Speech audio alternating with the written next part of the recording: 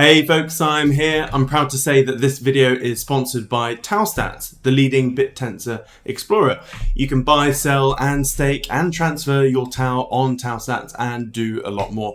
But very quickly, when you land on TaStats, this is what you see. I tend to spend most of my time in the subnets page, so you can click that and expand the whole list for the emissions leaderboard to see all your favorite subnets, or even hover over the subnets thing and then click into a subnet.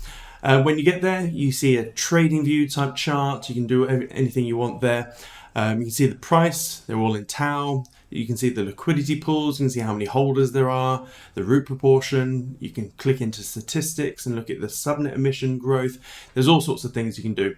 You can then check out the chain if you wish, or what validator to use.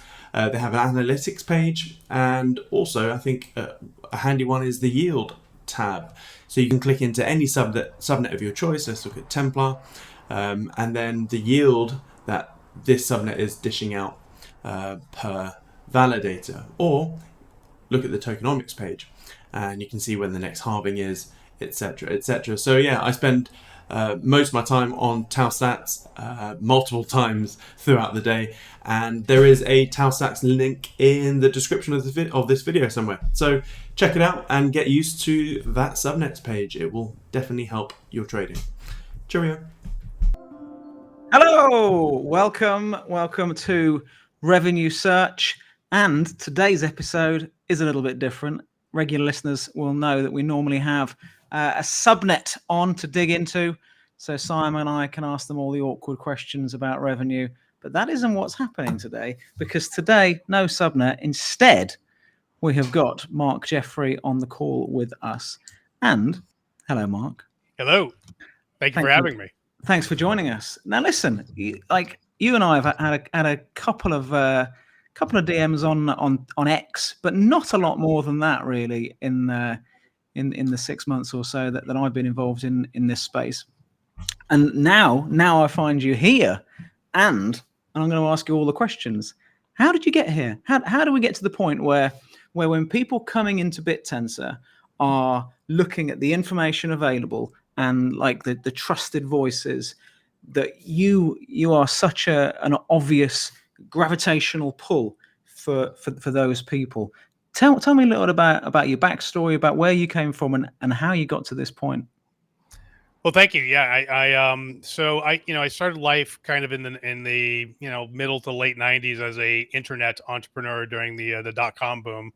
So I did my first company was called The Palace. It was funded by SoftBank, Time Warner, and Intel. Avatar chat metaverse thing, 2D, not 3D. So, little speech balloons came out of your head when you spoke. Very customizable. People made working games in it, working chess and checker games. Highly expressive. Lots of brands built Palace servers. So South Park had one for season 1. Ralph Lauren had one. There were like maybe 200 or 300 branded Palace servers that with brands you would recognize.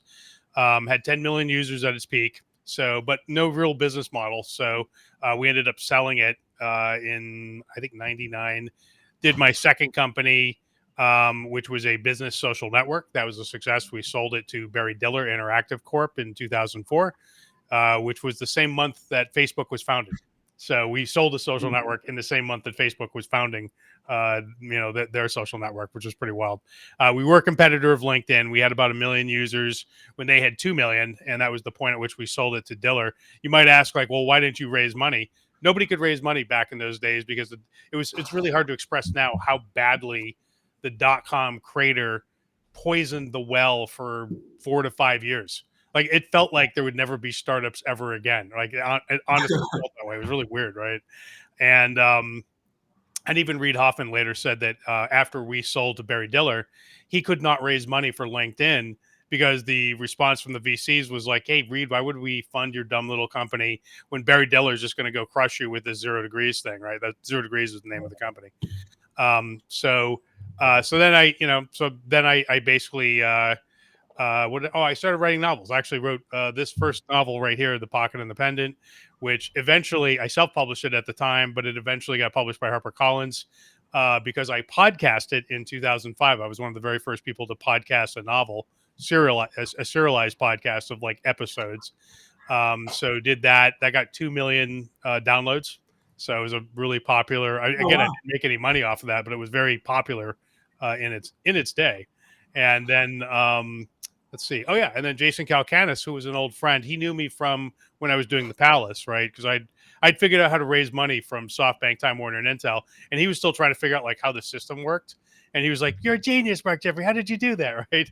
And he was doing Silicon Alley Reporter, which I thought he was a genius for doing, because at the time I was in Los Angeles, and a lot of the people that used the Palace were in New York, right? It was a lot of the media people.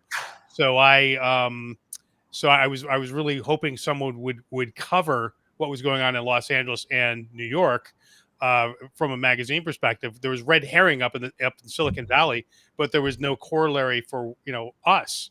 And Jason was like, "Oh, I'm going to fill this gap." So I thought that was a brilliant thing for him to be doing. Anyway, he called me up and said, "Got a term sheet from Sequoia for a new kind of search engine called Mahalo." So I became CTO of his company, Mahalo, but backed by Sequoia. Elon became an investor, so Elon was on our board. So I used to see him like once a quarter. He wasn't like Elon, like he was just Elon, right? Back then. I mean, he was rich. I mean, he was like 150 million. But there were a lot of guys like that, right? He was PayPal mafia. So he wasn't like the golden god that he is now, but he was somewhat important, but not like now, right? So saw him at board meetings. I did that for about 4 years, and then Jason and I did a podcasting company in 2010, which I was CEO of for about 2 years with him, and then I left, got into Bitcoin in like 2013 or so, and started as someone who wrote books, right, and I have an engineering background. I was like, oh, I can explain this to the masses better than most people, I think. So I wrote like a very quick Bitcoin book, and I'd gotten into self publishing at that time, and I'd been published by HarperCollins, so I had like that little stamp on my butt of published author, right? Which maybe that's dumb, maybe it's not, but it does like sort of make a difference in some circles. So I had some cred now, so I started writing Bitcoin stuff, and I did a Bitcoin podcast in 2014. Sorry, was it 2014 or 15, and I interviewed a bunch of people sort of in the crypto space. Most of those projects are no longer around, but one of them was a guy named Vitalik Buterin and Ethereum. So he told me about the Ethereum ICO, which occurred like 3 or 4 weeks later, which I participated in to the best of my ability. I didn't have a lot of money in those days, but I did get some in. And so I did very well with what I did put in, right? So pretty cool, right? And I wrote another Bitcoin book in 2015.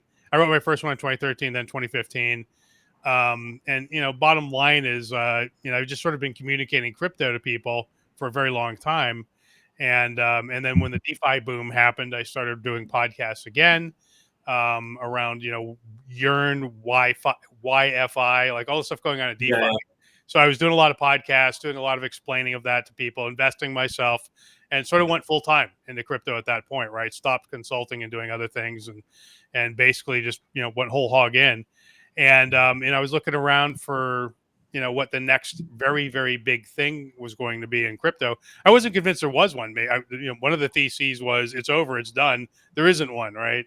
And I came along. I stumbled on some writings by Sami Kassab while he was at Masari, and started reading all the stuff he was putting out. And the more I read it, the more I was like, this looks really, really, really interesting. And that was Bittensor, right? So that's sort of how I got into it. And then I just started doing what I always do, is I just started doing podcasts, right? So that's kind of how I ended up here. So how do you see yourself now, as an investor, as a narrator? I mean, now I'm putting together a Bittensor hedge fund. So which I've admitted, which I think Siam. So yeah, I'm going to become you. I've kept it very quiet. Yeah. So yeah, I think you did. I did tell you, but I've said it publicly a couple times now. So cool. It's out there, so it's not like a scoop. I've said it publicly on a few shows. Sweet.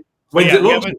We haven't announced, so we're waiting. So like all these things, right? There's documents and vendors to set up and blah, blah, blah, blah. We're very close. I believe within a few weeks or so, I'll be more public about what it's called. If there's some very interesting people involved in it, which I'm not going to say who they are. But I think you all will be pretty pleased. I think the space will be pretty pleased. That's sort of the new attention that I think it'll bring. So yeah. Nice. And are you allowed to ask some personal questions now? How long? No. How how big is your AOM going to be when you kick off?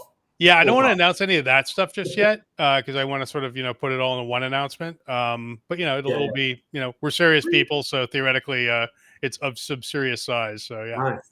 And then more importantly, allocation. How are you going to manage this new hedge fund in terms of root and dTAO and all sorts? That I will answer. So yeah, so I think the way I'm thinking of it right now, I eventually want to get to sort of 50% subnets, 50% root staking, basically. But I don't think we'll start off that way. I think we'll start off sort of 80-20 and then inch to 70-30. And sort of, I think 70-30 is where we'll just sort of sit and watch and wait and see where things are. But I would like to deploy up to the sort of that level, more or less out of the gate. So, we'll see. But that's kind of my thinking. Are you going to be the executor? As in, are you the one smashing the buy buttons? Yeah, it'll be me and one other person named Rob Greer. So I don't know if you run into Rob. Yeah, yet. Rob. Yeah. Oh, nice. Yeah. So Rob. You guys live locally, like you're quite near to each other. Yeah. He's in LA, so we can actually get together in real life. Weirdly, in this virtual world in which we live in, yeah, which is kind of nice, to be honest. So yeah. Well, that's going to be fantastic. Well, we are big fans of anybody and anything that's bringing capital into Bittensor and deploying it smartly. As am I. So we will be good friends of your hedge fund, and that will work nicely. Likewise, yeah. And some people find it as like, why would you be friends with a competitor hedge fund? I'm like, dude, if 100 hedge funds joined Bittensor tomorrow morning, I would be singing and dancing because it just means more external capital flowing into our bags. Well, if those hedge funds are well run and deploy capital responsibly, if they're bringing a bad name to Bittensor hedge funds, not so smart. This one with Mark and Rob sounds like a winner. Yes. Yeah, I do think that. I mean, look, I'm not competing with Siam. Siam and me and you, Mark, are competing against Earth, right? With Bittensor, TradFi, and frankly, the rest of crypto, right? Because it's like which narrative are the crypto people investing in, right? So, we definitely are a K-Retsu. So, a lot of people have probably had the same question. So I'm just going to ask it. If you don't have to answer, if you can't, but sure. You're very chummy with JCal. Yep. JCal is very chummy with David Sachs and Chamath, etc. Chamath has already talked about Bittensor in one of his all-in podcasts when they had that open air Riviera type thing, and Chamath was like, "New project you got to get into, and it's called Bittensor." Blah blah blah. So, like, have you towpilled any further than that? Those guys? But I mean, Jason's the one I know personally, right? So he's, we're actually good friends. He slept on my couch when he had no money. We talk. It's sort of infrequent. It's sort of like periodic, right? But we do talk. And you guys know I went on This Week in Startups to talk about Bittensor, right? So you guys all saw that one. And that basically was sort of a spur of the moment thing where I was at dinner with him the previous night. I was like, "Hey, I'm in town. I'm in Austin. Do you want to hang out?" He's like, "Yeah, I'd love to. Let's go to dinner." So, and he was basically kind of like, so why are you here?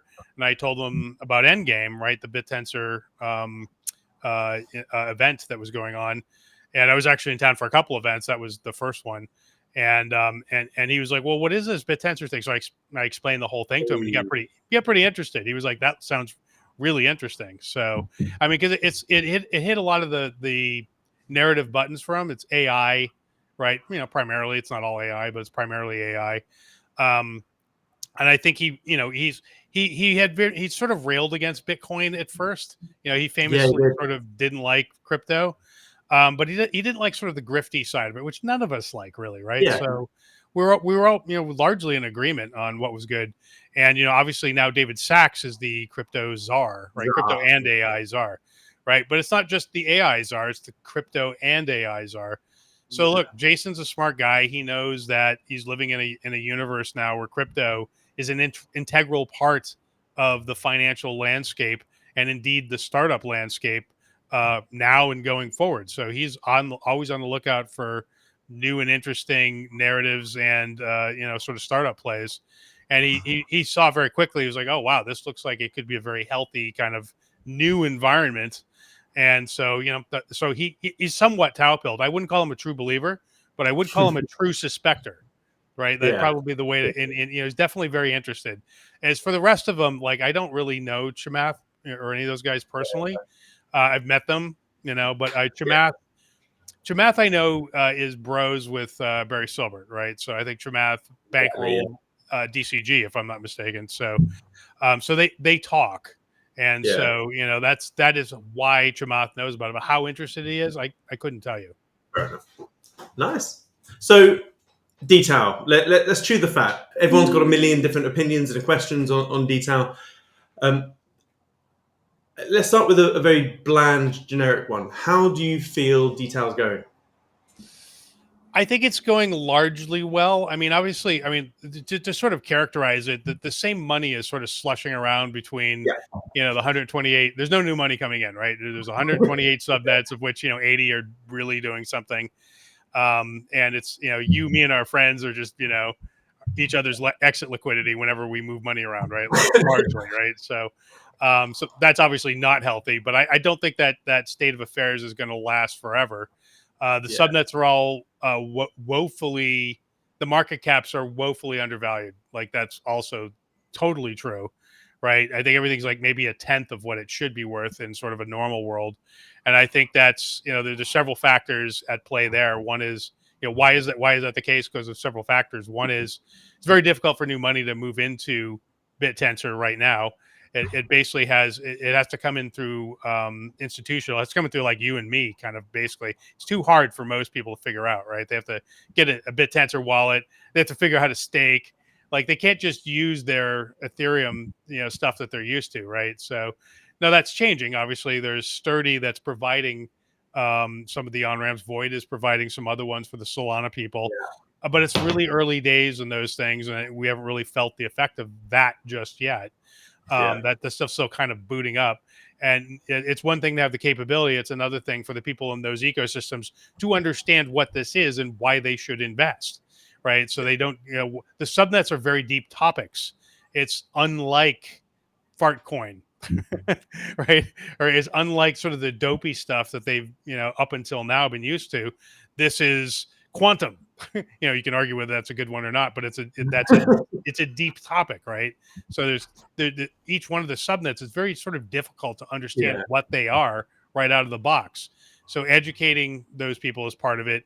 I do think also that there's a lot of institutional money that wants to flow into the subnets, but it's just now the infrastructure for people like me, at least in the United States, to do something like a hedge fund. We need vendors to be Bittensor compliant, and they have the services and the sort of they need to build the stuff needs to be built out for us to use. That is only now just coming online. So it'll help us out, but it'll also help out a bunch of other people who are contemplating doing hedge funds and traditional finance instruments. And I think in the back half of this year, all those things will come into play, and dTAO, the prices and everything will be a lot healthier. I also subscribe. There's also the dilution that's happening in the dTAO universe from the chain sort of gushing emissions into the liquidity pools, right? Which basically we're suffering dilution every day just at the hands of the chain, right? And it's somewhat significant, right? So now I think we both, Siam, you and I have both said if you wait a year, the amount that you'll make in APY will more or less equal out what you lost in dilution, right? So, but you have to wait a year. And so, and Constance had said recently much the same thing. He views what the period we're in right now, from like sort of February until next February, as a year-long ICO process for the subnets. So that's sort of, so it's not really a healthy market with true price discovery yet. But I do think the subnets, there's a lot of really great subnets, and I do think that we're on our way to an incredibly profitable and healthy universe, and it'll probably start sort of January of next year. But until then, we'll just have to sort of live in the world where we're sloshing around the same money. So what are your thoughts on a global / macro market crash? Like, Oh, yeah. okay. So Switching gears. basically, do you think there's a big crash coming? And if so, when do you personally see that playing out? Oh God, I mean, that's always a tough one to. I mean, I think I feel like the tariffs and like sort of all the things that people thought were going to be disasters turned out not to be disasters, and I think that was a surprise to a lot of people. I didn't, I honestly, I didn't know which way that was going to go. Right? Nope, nobody really knew. It seems to be playing out okay though, probably better than we thought it was going to. So but on the other hand, we do see the dollar is, the debt keeps going up, and basically America's going bankrupt as we, it's sort of, but everyone is sort of going bankrupt, right? So we all like I saw something recently that world debt is 3x world GDP. So all of us owe all of us 3 times what all of us makes in a year, which which makes no sense, right? So that's great for Bitcoin because Bitcoin does not have those upside down wacky economics, and I think it's good for Ethereum and some other things as well. But I think I don't know. It doesn't. I don't think a crash is imminent. I just sort of my gut on it. I feel like Trump is sort of via tariffs and some other mechanisms more or less managing to dance. And also I think that I used to think that hello. I used to think that the dollar. Well, I do think the dollar's in bad shape, but I think things like Tether. I think the Stablecoin Act, where we're able to deploy more stablecoins, which in turn creates more demand for treasuries, which effectively pumps up the fiat Ponzi, will extend its life quite a bit longer than I think a lot of people think. So we might be in better shape there than we thought. What do you think? Yeah. Again, I've got a long answer. I'm sure Mark does as well. But regarding what you said about the tariff, like sort of kerfuffle, we can see this is the S&P 500. We see that very sharp dip there, and it V reversed the hell out, which is what all markets do these days. Whenever shit hits the fan, they pump out of Dodge, so to speak. And I find it interesting that during that crash, everyone was like, Trump, tariffs, he's the devil. This is why the markets are down. But now we're like soaring at all-time highs. Everyone's like, yeah, it's definitely not Trump. Yeah, no, it's not. It's like, yeah. But yeah, it's interesting. Okay, cool. So you're the first person in a while that doesn't think there's a big crash coming. So that's interesting. But regardless of that, though, do you see Bittensor as an AI play for this cycle, or do you see it as like a new internet narrative, and that it's going to play on for like a decade or 15 years? Yeah, I've actually been thinking a lot about that question. Is it, what is this thing, right? And when you get right down to it, because it's sort of different, I think, than it's not really an AI thing, right? We're using it for a lot of AI. And it's, most of the subnets are AI, but that's because that's the hottest market on earth at the moment, right? So, but there are other things in it, right? Like the Bitcast network is an example of something that's really interesting. And I think I'm sort of coming around to Sammy posted something yesterday about 3 hours after I recorded a hash rate episode yesterday, where I started pondering with Will and Steph, what is Bittensor? And I started sort of saying what Sammy posted, right? Which reflects something that JJ said as well. But like the idea is, it feels to me like it's sort of a reboot of capitalism, which sounds sort of grandiose, right? But just bear with me for a second, right? In the olden days, when you had venture cap in the 90s and the 2000s ish, you had to go out and raise money for venture capital, right? You had to go and beg someone to invest in your company, and maybe you got it. You had to have access to those people, and the only people who could invest in your company on the other side, corollary wise, were accredited investors, right? You couldn't just have anyone invest in your startup, right? So there's a sort of accredited privilege where only the rich could get richer by investing in startups, right? And you had to sort of be co-located in Silicon Valley, more or less, to be taken seriously. Like you weren't a serious person unless you lived there, unless you ran into people in the coffee shop kind of thing, right? You're in the scene. So there was also this sort of geographic prejudice, if you will, which benefited greatly people who were co-located, but anywhere else on Earth, not so much. Then along came Ethereum and ICOs, right, where anyone could create a new company with a coin, and then people spent Ethereum, not staked it, and that's a very important point. They spent Ethereum, which could then keep moving around the system, right? It wasn't staked, it wasn't immobilized, it wasn't bricked. And so it was continually depressing the price of ETH theoretically, right? Because it was still rolling around out there. And a lot of those things ended up being rug pulls, right? Because a lot of these companies raised giant amounts of money. I mean, like EOS. EOS raised $4 billion, right? And there's pretty much nothing to show for it, more or less. Yeah. And I think there's some reasons for that. I don't think it's all greed, but I think some of it was. And I don't think they definitely didn't provide $4 billion worth of value, right? So that was kind of bad and inefficient in a lot of ways also. But it was really great at capital formation. And it did allow anyone anywhere in the world to participate in capital formation, accredited or not. And it allowed these companies to raise pretty big war chests without having to go through the venture capital dog and pony. And, they weren't gated by that system of, lords and ladies that controlled the coffers, right? They had to go beg from, right? It was very much more democratized.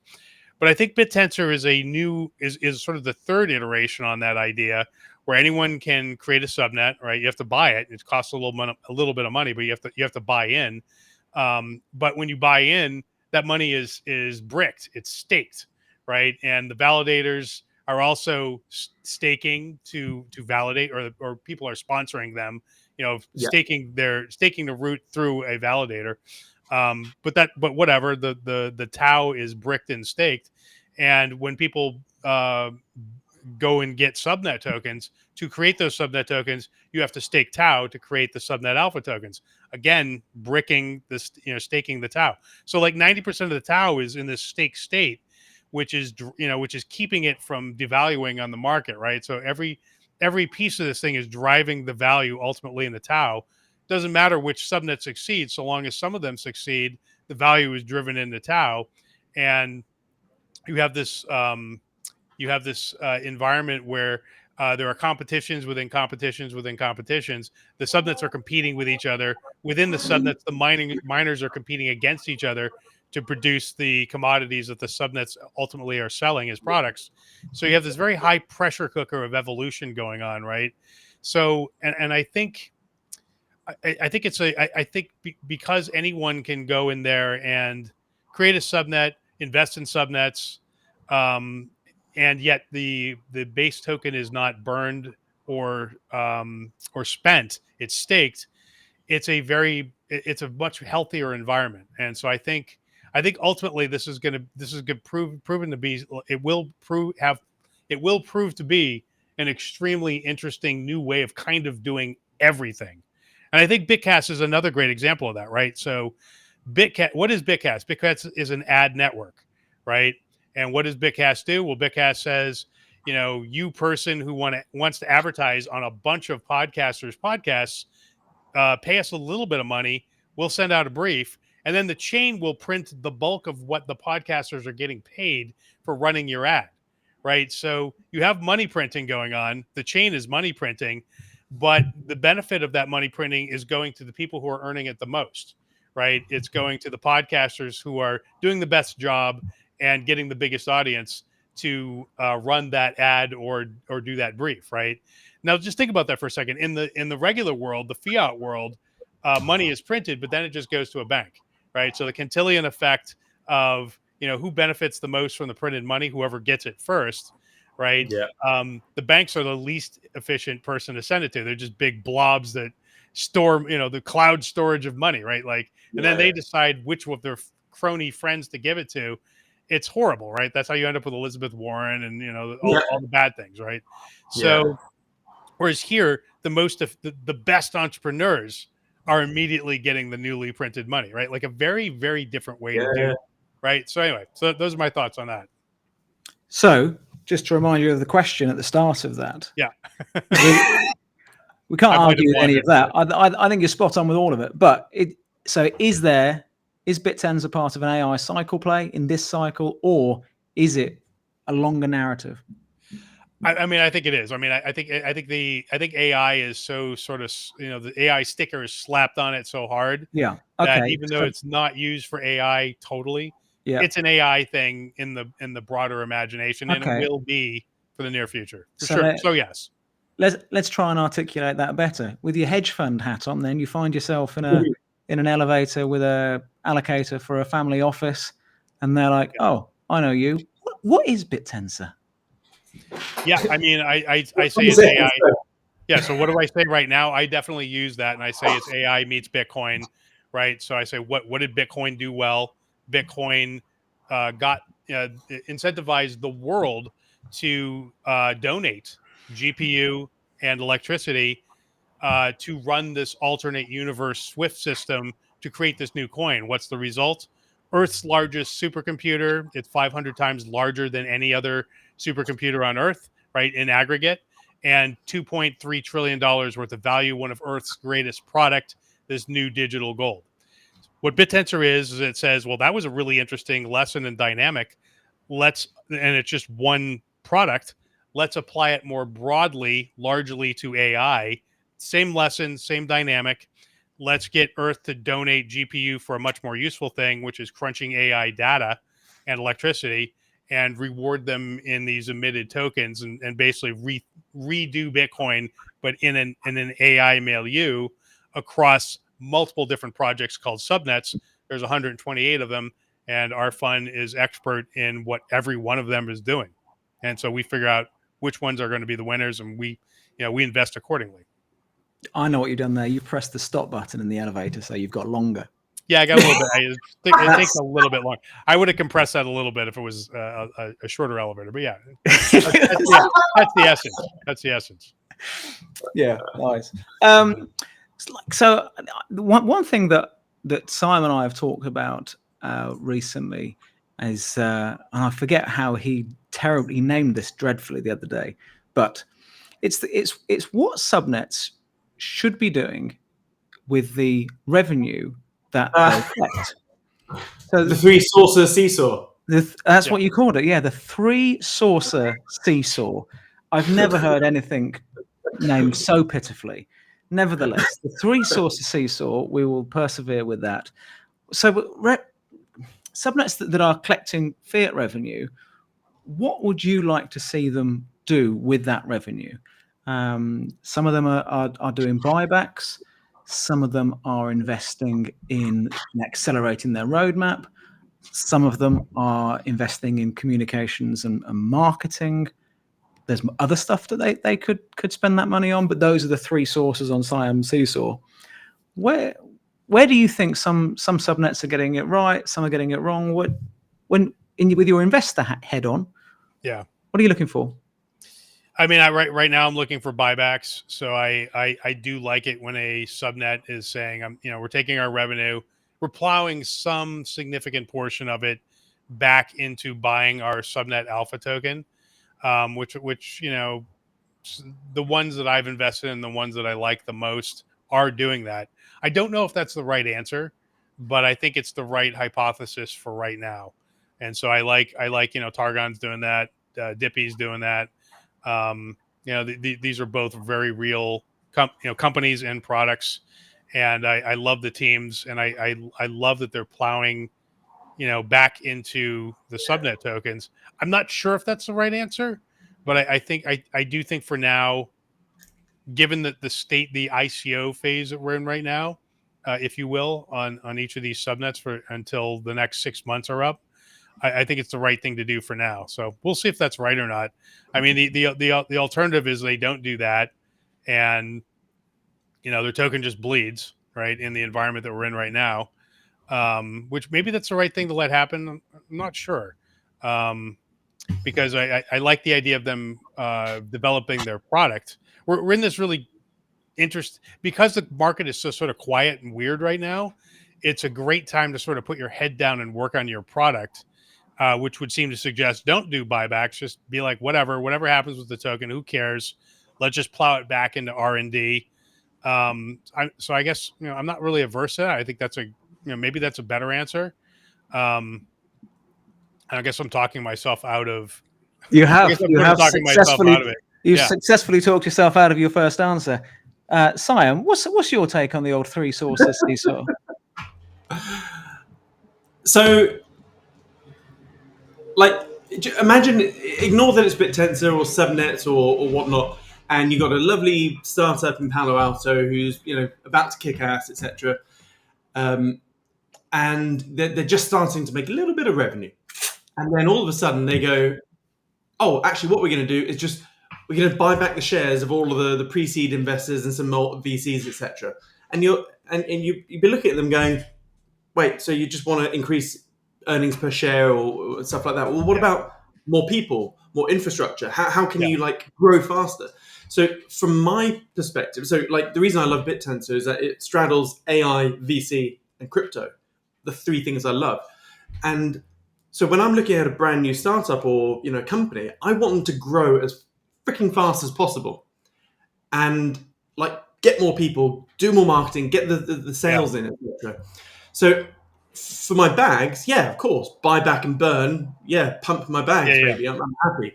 But if you're to look at things from a first principle perspective, the fastest way from here to here is reinvest, reinvest, reinvest. Fair. So I think a nice, again, it's just my opinion.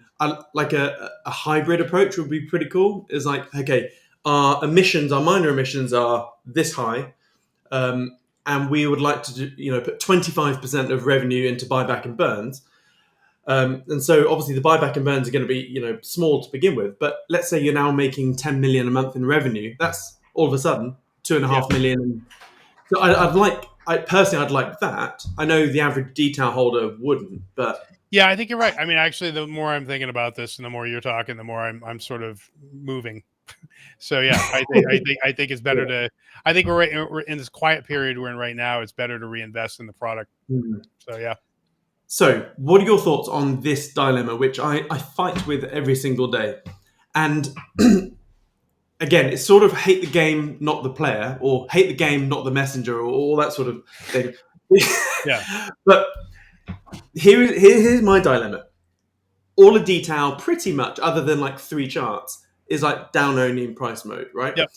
And the reality, and that is the answer to reality. So the reality is we have all of these very aggressive emission schedules on the subnet tokens and the LPs, and if there's a brand new token, there's bugger all in the LP. So long story short, and we have not that much external capital flowing in at the moment.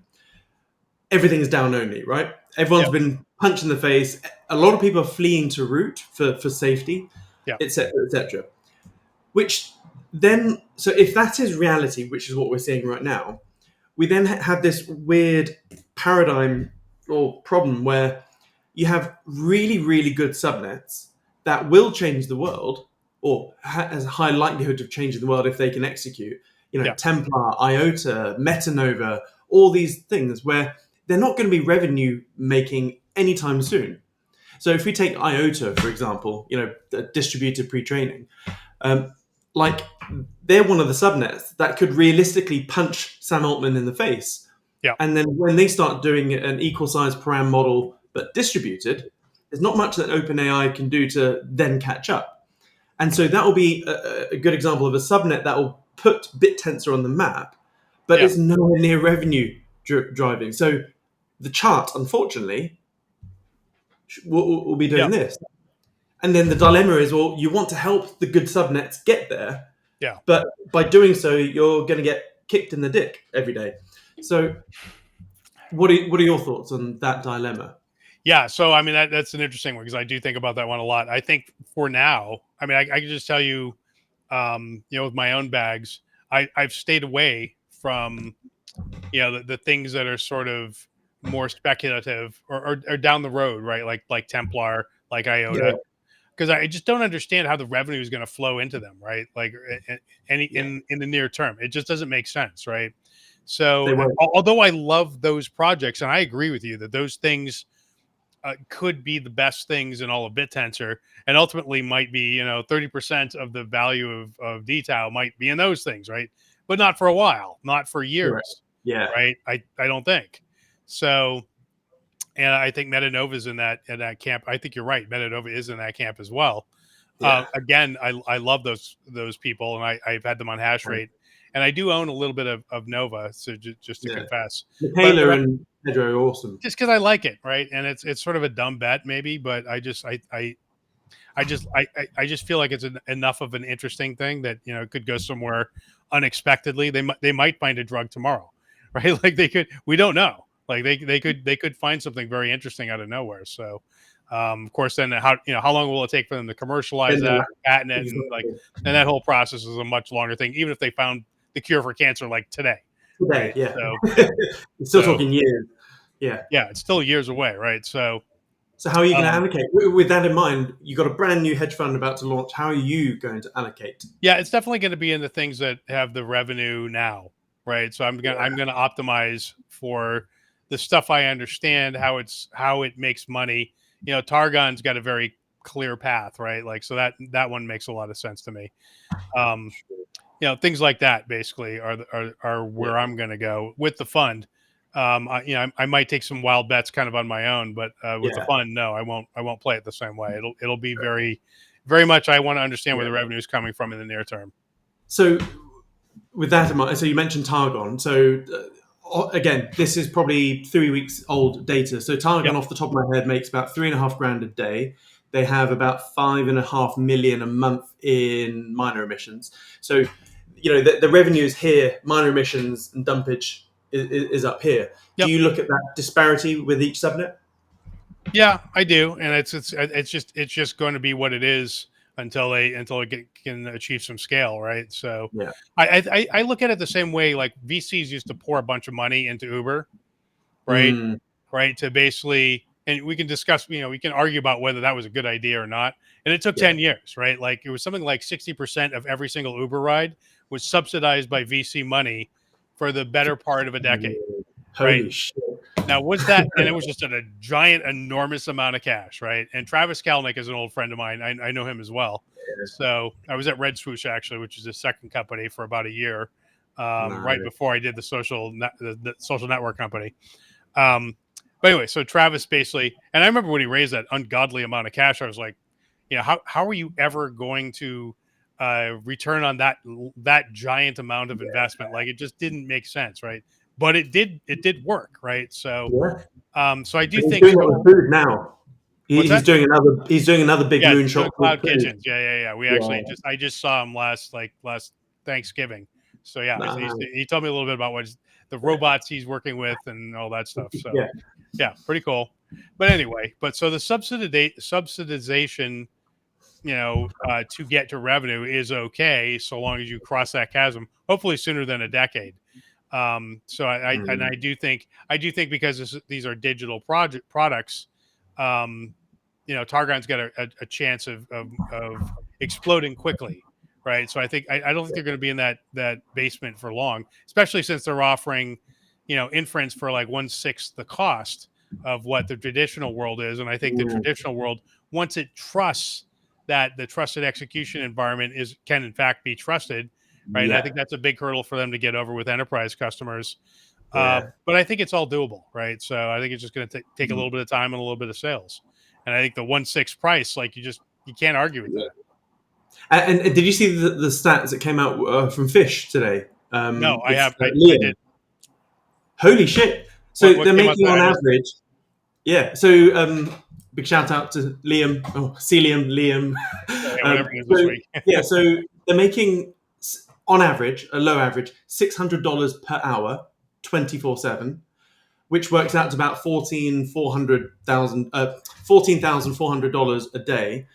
But then when you look at the minor emissions, again, demand dependent, roughly 60% of minor emissions are being burned. So what he said today is that revenue just needs to go up by about 1.5x.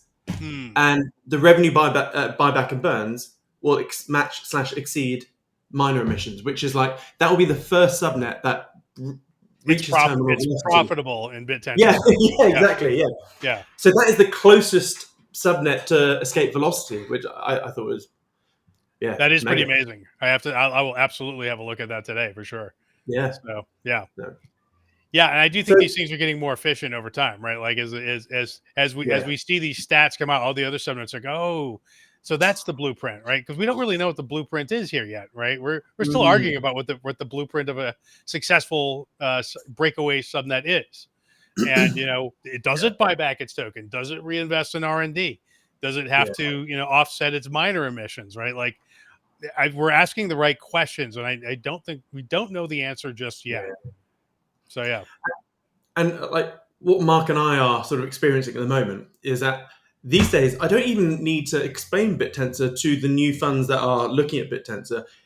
We are getting, like, people are reaching out to us every week going, this Dippy thing, this Ridges thing, what is that? Like, I saw that you invested in it. Can we invest in it as well? Like, people are just ignoring Bittensor and they just want to go straight in with the subnet. So we've had to create like a co-investment sort of like agreement type thing. And so, like, are you finding that as well? No. Everyone that we're talking to is very interested in Bittensor and TAO, and they've heard of it, but they don't really understand the subnets and sort of what's going on, one level deeper. So no, I'm not running into that same thing. So you're clearly talking to different class of investor, I guess, probably than we are. Well, I no dig think on them, but it's just they're not paying attention to the same things. It's helpful having revenue search. Revenue search is what brings some of those people in, and they've obviously watched a few episodes of revenue search before they contact us. So they've got that level of understanding around Bittensor. But I want to dig back in on what you said around that there is no blueprint for a successful subnet at the moment, because I think you're right. But I think that if we just go back to the three source of seesaw for a split second, at the start of your answer, you wanted to see buybacks. By the end of the answer, you perhaps changed your mind a little on that. What about, and I think the one thing that no one's going to argue with is the importance of communication and marketing, both within, for my definition of those, communication is subnets talking within the Bittensor ecosystem, and marketing is external, like it's going out. And so that's why I use those two terms, not interchangeably. So communication is like Metanova, for example. You both talked about Metanova in terms of it being a bit of a punt on them miraculously finding some drug, but actually there's revenue from licensing before the drug discovery. So they've got revenue that can come in, and that's a communication piece, right? And I think that improved communication there would have a change in the value, or see a change in the value of their alpha. And I wonder which two things really. One is which subnets you think are doing a really good job. If there was a blueprint for communications within the ecosystem, who do you think at the moment is the best blueprint there? And then going back to the three sources, would you rather see buybacks today or a codified plan for a percentage of revenue to go into buybacks forever? I mean, I think there should be some buybacks. I think that's. My guess is that is absolutely part of the equation here. What percentage? I don't know.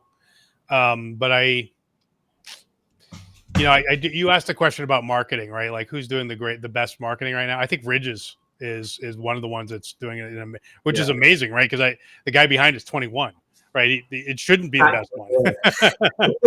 he shouldn't have the experience, right? Like, but he does, and so I do think sort of. Communicating what they're doing it's been really excellent, right? And it's been sort of it's nonstop kind of drum of like here's new stuff, and I think the Bitcast people are doing a great job as well, right? So and I love what they're doing, and I think that I think Dippy wasn't doing a great job. I mean, not like a terrible job, but like I think they've sort of upped their game as they've become more visible. And frankly, since Elon started putting out a product which is very much like their product, right? So Annie and Valentine are exactly what Dippy's been doing for years. And Dippy's got 8 million users on iOS, right? Elon So validated Dippy's entire business model totally. in one tweet. Yeah, it was fantastic. It couldn't have been. It was the best thing that ever happened to them, right? So I think that sort of lit them up, right? Like I think that sort of put some wind in their sail, right? So, but I think X is the major place where the communication is happening, right? So it's not press releases, it's X, it's tweets, right? So which is amazing, right? Like we live in this tweet world, right? So I think. I think you make a great distinction between marketing and sort of internal to Bittensor PR, right?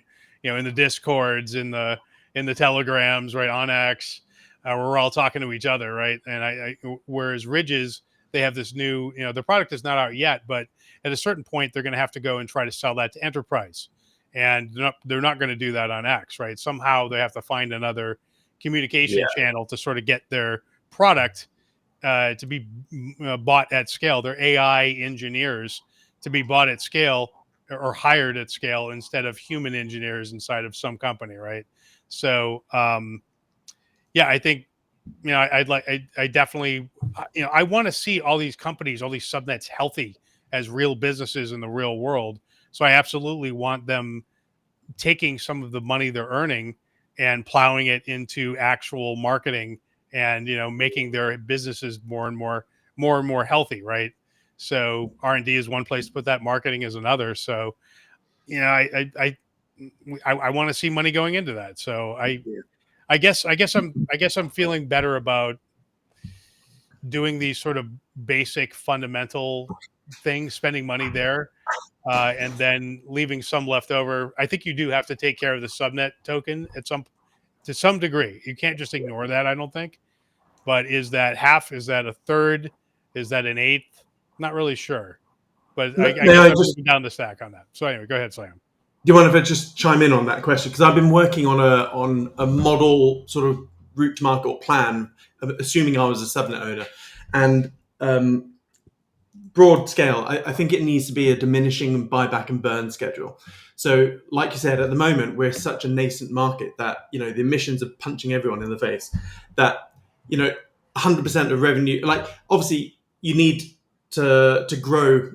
Like every subnet will know what's needed to double in size or double in output, etc. But if they were more heavy-ended on the buyback and burns in the meantime, that would be great. But then as revenue grows, that percentage should then drop. And then let's take things 1 year, 6 months forwards or a year forwards. Let's say a subnet's now making a lot of revenue. They don't need to do 100% buyback and burns because the way dTAO works, there is a very narrow band in what the price of an alpha can do. Like we have, it's very unlikely over the next couple of years that anything will sustain a price of 0.5 tau and definitely not 1 tau. Especially when you look at the equation of prices, sum of subnets times emissions. So once you've matched out the minor emissions, then all you really need as a subnet owner is to do match the sell side of the general market to maybe cement your price. So if I was a subnet owner and I'd like, okay, I'm happy being at position number 3. I like my emissions being, I don't know, let's say it's 10% emissions. I'll then work out, I'll get a little bot and go, right, just buy back the amount that I need to maintain my 10% emissions. I can then do more accurate forecasting. And then any, the revenue that's not being used for buybacks, I'll just plow it all into marketing and getting more contracts. So I think a diminishing buyback and burn schedule is what I would do. I've been thinking, as we've been discussing, it feels like there's not much you can do about the price right now. Like it almost doesn't matter. Like the more buying back you do, like you're not really going to move the needle on your price. You might as well just be like, you know what, fuck it, we'll just let it fall.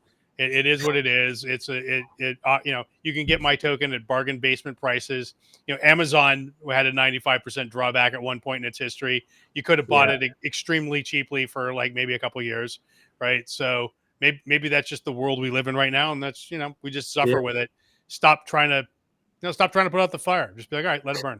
Yeah. So, I know some people that are doing that.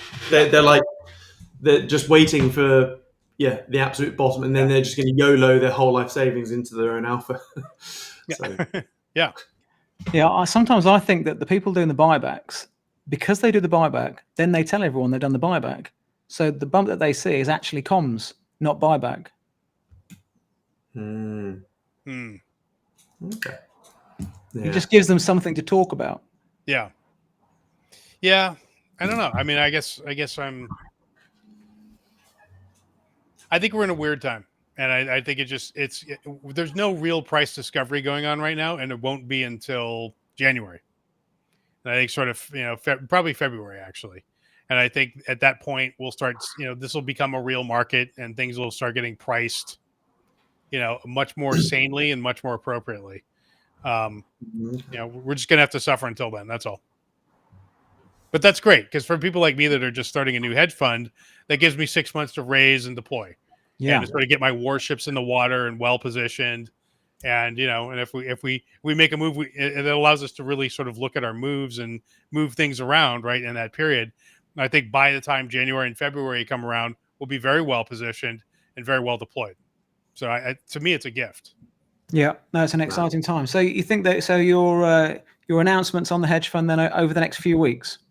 Yes, I'm pretty sure. And will you come back on something to come together? But yes, come back on revenue search once you've made them and talk us through it. Absolutely, would love to do that. Fantastic, sweet. Cool. All right. Well, I think that is enough for this episode then. Almost. Oh. I've got some pictures to share. Okay. Yeah. So I came across something and I thought, oh, this is interesting. I thought, I wonder what Mark's IQ is. and Mark, you are, not this thing. You're ahead of the curve, mate. You are above average. And then, I just thought I couldn't help myself. And then, oh no. No, I'm the mid-curve. I'm the how the world meme. Should be, Mark. Yeah, Sam's like way up there. And Mark, you're doing pretty good too. But if you're going to bring me up, aren't you? Or no, maybe you're not. No, I didn't. No, I actually took the screenshot 2 weeks ago. But then I went on holiday, and Mark went on holiday, and I meant to bring it up ages ago, but we haven't done a revenue search since. Okay. Well, it's unfortunate that I'm in a hotel room in Austin and not at home. Otherwise, I would go and get my Mensa certificate. What? Yeah, I get. Which shows my tested IQ at 163. Oh my goodness! Bullshit.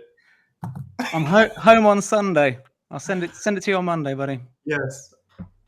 You're not joking, are you? How is that thing calculating IQ? I have no idea. I think it's rubbish because there's a guy in Bittensor called Stephen Rothwell. So he's a neuromancer on Twitter. Yeah. I think he's probably the smartest person in Bittensor. He's done all sorts of. He's done actual quantum jobs. He's done so many things. On that stupid X IQ thing, he's like 50. It's like he's retarded, and it's like nah. Doesn't make sense. So it's basically it's a magic 8-ball. It just like assigns random numbers to whatever. Yeah. Okay. Yeah. So all right, gentlemen. Any other questions? Mate, thank you so much for being here. You are our most watched live revenue search so far. We have 1,113 live right now. Wow. So you have the crown, sir.